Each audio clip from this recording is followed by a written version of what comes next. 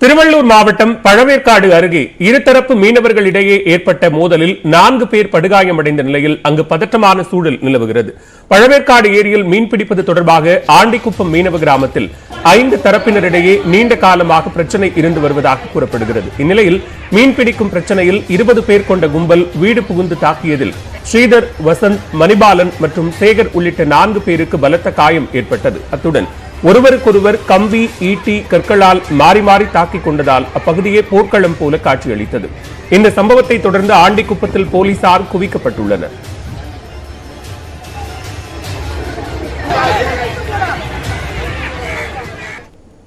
நாமக்கல்லில் நடைபெற்ற ஆணழகன் போட்டியில் ஏராளமான பாடி பில்டர்கள் கலந்து கொண்டு தங்களது உடல் திறனை வெளிப்படுத்தினர்.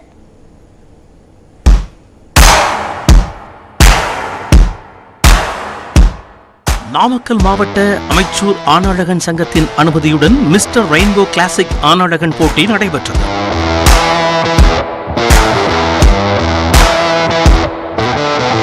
$55 முதல் 90 கிலோ வரையிலான எடை பிரிவுகளில் சுமார் 500 பாடி பில்டர்கள் பங்கேற்றனர்.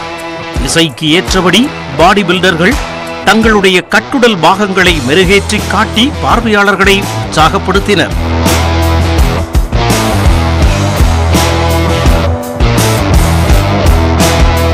இந்த போட்டியில் வெற்றி பெற்றவர்களுக்கு சான்றிதழ், பதக்கங்கள், கேடயங்கள் வழங்கப்பட்டன.